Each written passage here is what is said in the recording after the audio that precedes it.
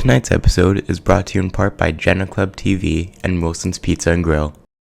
This from my pops, California coastlines, living out my real mind. Now it's really showtime, now it's how I draw a line. From the fake to real, that's how it feels when you multi. But let's not forget all of the giants I wanna stump down. Scared that their positions can't be taken with a new sound.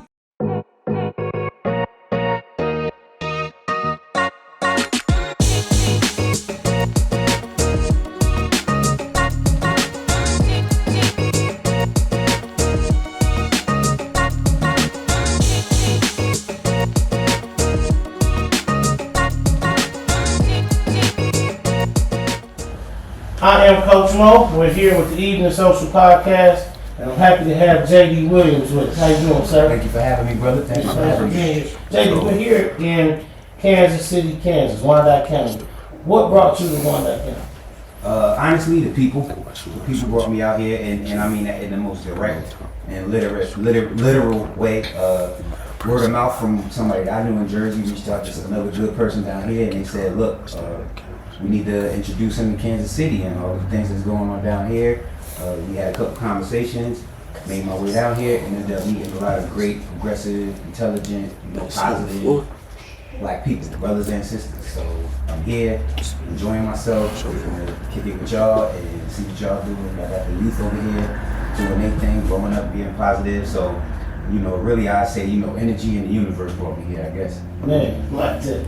So, man, first of all, I gotta tell you, one of my favorite characters ever. What's the red box for? Right. You know what I'm saying? So let's talk a little bit about tells you which is live. Your time with the wife. Right. How was that? Great. I was liking it to, after doing Oz, I was liking it to doing, like, if I say Oz was high school, I always say that. This red box, I don't know. So basically doing that and getting that off, just being a part of the Wyatt in itself, the crew, the cast, the phenomenal cast, the writing staff is phenomenal. So just being a part of that from the beginning to the end, well, not to the end of that series, but from the beginning up to where I ended was incredible. At first you don't know what it kind of is, but then luckily we was around long enough and we got to see another impact to where we could understand, like, this is something special though. And like I said, the people that I was working with, the actors, whether it was Tony Song, Idris Elba, Michael B, Andre Royo, I can name a whole bunch of people, but once you start realizing the caliber of people that you're working with and you're a part of that, you really see the weight and the gravity and the depth and the heaviness of it. And I just, I appreciated that from the beginning. So how did you get your start into the industry? Well, unofficially, just going to mad different schools while I was growing up. When I was going to different schools, I would have to figure out a way to get cool real quick. Okay. So usually that would end up being probably like drama class or some play or something like that, doing orations, stuff like that, comedy. Okay. But once I got to high school, went to Arts High, shout out Arts High School, North New Jersey, y'all already know what it is, Jaguars go. When I started there, freshman year, my drama teacher, she said, I see something in you, and when you're ready to graduate, I'll introduce you to some agents. And probably like a month before I graduated, she took me down to the office, the principal's office, made a phone call. I went to New York the next day by myself, for the first time. I went over there, met the agency. They started sending me on auditions like the next day after that. So really, like, from the time I started all the way up till now, it's just been a grind. Just work, get your auditions, get the job, go to the next one. Get the auditions, go to the job, get the next one. So, I got a chance to see a lot and do a lot and meet a lot of great people. But even until now, I still haven't had my first vacation yet. Gotcha. Wow. So talk a little bit about, because sometimes when we're talking to our audience, and a lot of them are youth, sometimes when they see people that have some success, they don't understand that it came with struggles and obstacles. Can you talk about any struggles, obstacles you had to overcome? Oh, for sure.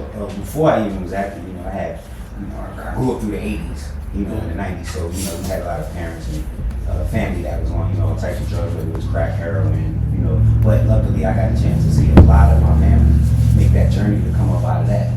So just not being bitter or affected or taking those type of traits onto myself, that's one struggle that I think everybody before they get to where they're going, they kind of got to deal with, not letting, just trying to take the best influences and keep the negative ones away from you. So by the time I got to dealing with professional people in the business world and the work world, period. Like you said, it's gonna always be a struggle with it. You have to learn to be patient. Whether it's something you don't know how to do, you gotta learn how to do that specific thing. Not getting something that you want, like it's a job that you really want, you don't get it. There's a lot of things, you know, not working anymore, not being able to afford what you have, and having to reset to try it again. You know, so there's a lot of things that just are gonna go either wrong or not exactly the way that you planned it. You know, and I think that obviously we can tell kids, and this is one of the great things about kids, like they don't see necessarily all of the pitfalls because they're not supposed to. They just see like, yo, this is what I want to do. And so as you learn and as you go, you know, you start seeing where the bumps in the road are. And so it's great for kids, and you know, like I said, I really like the youth here. It's great for them to be fearless. And as it goes, they start learning that, yeah, well, everything is not going to be perfect. It's not going to be easy, and a lot of things are going to happen that you're not going to see or even be prepared for. But just like main things like the rejection, you know, basically paying your bills, you know, those things right there, like anybody coming into the industry is going, anybody going to any workforce is going to struggle that way. But this is something that's solely based on what you produce, what you put out. You go to that audition, you book that job, you got to show up. You got to put on a good performance, then you got to go and do it again with something else probably completely different. So it's kind of like being an independent contractor or a temp, you know, and you can't get discouraged. So I think that's one of the main things, is like keeping that discouragement off of you where you're like, oh, I'm not good enough, or I'm not handsome enough, or, you know, whatever it is. So that's part of the struggle too. So it's going to be all around you.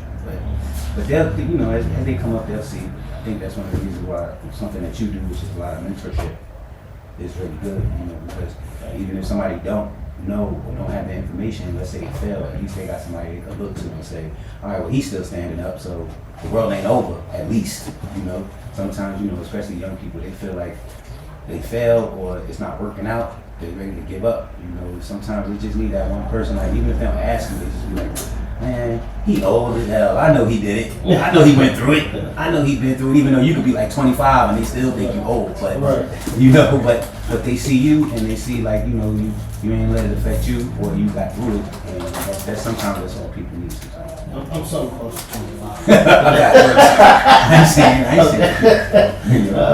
So I gotta ask you this, because you visited our grade school, you visited, talked to them. Right. You know, so I gotta ask you again, man, about the pennies. The pennies. That story right there, yeah, that's a visceral story right there. And it's something I do tell a lot of youth. Like I said, it's a hustle. You gotta make sure you find your way to auditions. You memorize your own lines. You make time for all of these things. But sometimes, you know, when there's spaces in between jobs and you're not budgeting or whatever goes or whatever happens, sometimes you end up broke. So eventually, you know, it's been a time or two where like I had to go through, scour my whole house for every coin, every penny, everything I had. Couch cushions, all the old drawers, and in the kitchen and the cabinets, wherever I could to find some change. You get all that change together. You don't have no penny holders, so you get you some notebook paper. You tie that 100 pennies up in that notebook paper. When you do that, a lot of people don't know, when you get coins together, you have to write on the rack, where, you know, your name or where it's from, or whatever, right?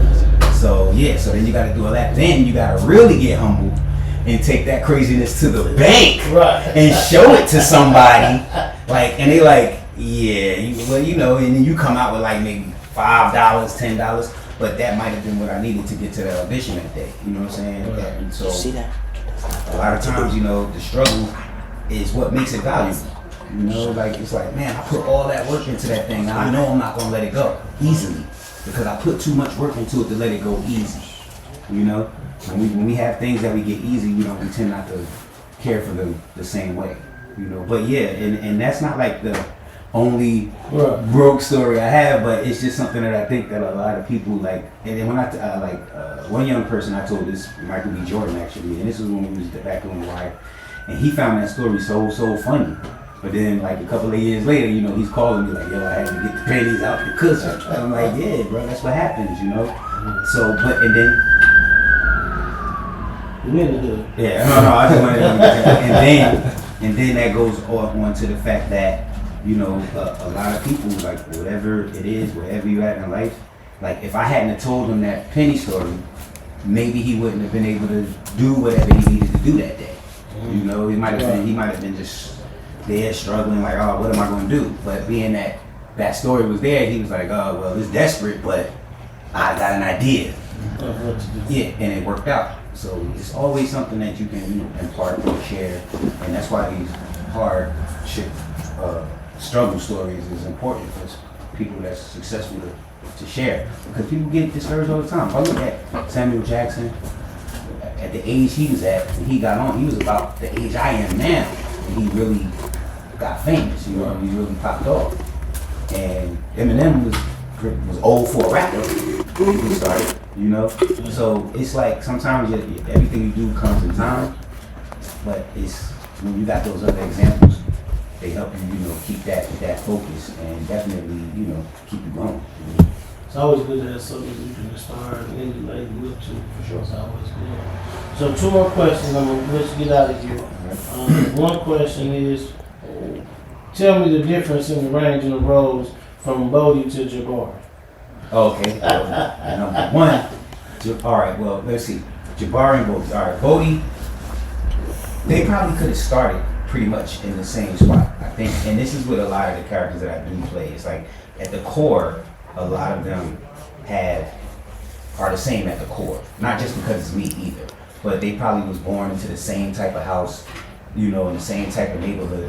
But then there's divergence that happened. You know, like with Jabari. It seems, if I had to be, you know, do a character breakdown real quick, Jabari seemed that he had more family, more people around him. He started with a church background and church friends, you know. Yeah. So it was a part of him that always had like some type of a idea or influence that he could be better. He could be doing something better. And then it really hit him that he wanted to be doing something better. Whereas Bodie was like, look, I just want to be good at this. This is what I want. This is what I know. This is where I am. Let me master this. But I think they both have, you know, the same kind of focus, the same kind of conviction. I don't know. What's funny now that you asked me that, usually I can separate my characters by the level of sense of humor, but I don't think either one of them had much of a sense of humor. But I would think that that's just it. If I went to just the point that Jabari was a family man, had a kid, had a wife that loved him, you know, was trying to do business and all that, Bodie didn't get a chance to even get to that point of wanting a family.